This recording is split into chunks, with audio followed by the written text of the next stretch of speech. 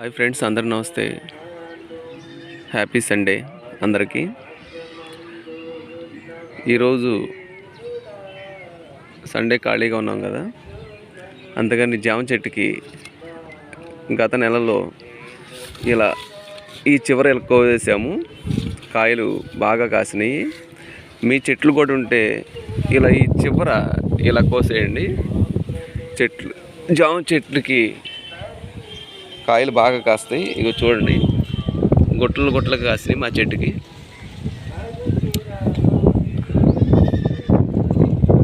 అంటే కొన్ని చెట్లు కాయలు కాయవు. అలాంటప్పుడు మనం ఈ చివళ్ళు ఇలా ఈ చివళ్ళు కోసేసుకొని ఒక నెల రోజులు ఆగితే మంచిగా కాయలు కాస్తాయి.